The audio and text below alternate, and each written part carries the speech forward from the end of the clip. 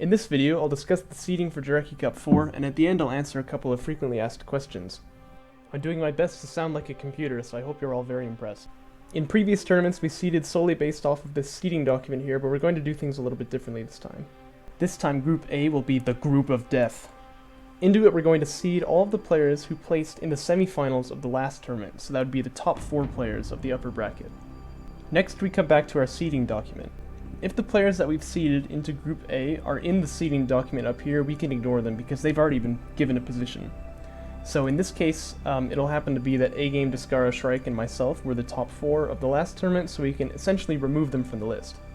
So No Fun is in 1, Maze is in 2, Catharsis is in 3, God Hates Sweets is in 4, so on and so forth. We'll seed the remaining members of the group stage the same way that we did in previous tournaments then. Using our new numbers, No Fun is in position 1, so we'll seed him into Group B, and he'll be number 1 in Group B. Maze is 2, so if he plays in the tournament, we'll seed him into C in position 1. Catharsis would now be 3, so if he plays, we'll seed him into D in position 1. God Hates Weaves is now number 4, so if he chooses to play, we'll seed him into Group A and B in position 2, and so on and so forth. Hopefully you understand how that process works. Now, we don't know yet how many people are going to play in Jaraci Cup 4, so we don't know how many groups we're going to have, but at any rate, we will advance 8 players into the upper bracket. All 4 players from Group A will advance. So that'll be 4 players into the upper bracket. We have 4 left to advance. If we have 2 groups, then it's pretty easy. We'll advance the top 2 in B and C. Or if we have 3 groups, we'll advance the top 2 in B, and 1 from C, and 1 from D. Hopefully this retains some fairness in the process, but it allows us to avoid time delays when we have to play tiebreakers and inter-group matches and whatnot. Well, that concludes the seeding portion, but there's a couple of questions that keep being asked to me, so I'm going to go ahead and clear up the confusion here in this next section of the video. But if all you came for was the seeding, you can leave. We're all done here now. Don't worry, you can go home now. It is safe. I keep being asked exactly how group stage matches are supposed to work. Now, I think I've done a decent job of writing it up in the rules, but it's a lot of text. I understand if people don't really want to read all this stuff. So, I'll just go over it real quickly here. When we seed the groups, I always release this image that I've made on MS Paint. It takes me a long time. Where I give a little number next to everybody's name, and that way they know what seeding position they are in the groups. So let's take Group A, for example. A-Game Angst was seeding position number 1 this time. So when he plays his match versus Romp Frolic, he has the lower seeding number. That means that he will... Well, now actually I'm not sure. Let me check the rules here.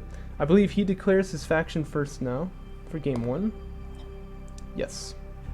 He declares his faction first, then player 2 will declare his faction, then he picks the map. Then we do this again, but we reverse it. So now player 2, who is Romp Frolic in this case, will declare his faction. Player 1, which is A-Game Angst, will declare his faction. And then player 2 will pick the map. So that's kind of how it's supposed to work. You should check that image that I'll send out, and it'll be pinned on tournament chat, and it'll tell you, here's your position within the group. For instance, I'm Orbnet, let's say, and I have matches against Courser, Speedrunner, and BozoCal. Let's say that my position here is 3, his is 4, his is 2, his is 1. So when I play them, I need to check that image, see what my number is compared to his. If mine is lower, then I'll declare faction for game 1. He'll declare faction for game 1, I'll pick the map, then we play game 1. Then, he declares faction for game 2, I declare faction for game 2, he picks the map for game 2, and then we play it. If there's tiebreakers in this process, we just resolve them using that seeding number, so... hahaha, no chance for you. Anyway, hopefully that clears that up. Now in the upper bracket, things are a little bit different. Or the lower bracket, I just mean in the bracket stage. When we play together, now we use the little number next to our name here, because that number now represents the seedings that we were given as we emerged from the group stage. So if my little number says 1 and my opponent's little number says 9, I have the lower seed. Whoa. Why is everything all highlighted? Sorry about that. Now again, I need to refresh myself in the rules here, but look, there's a rules tab, it has all the rules in it, so... Let me see here.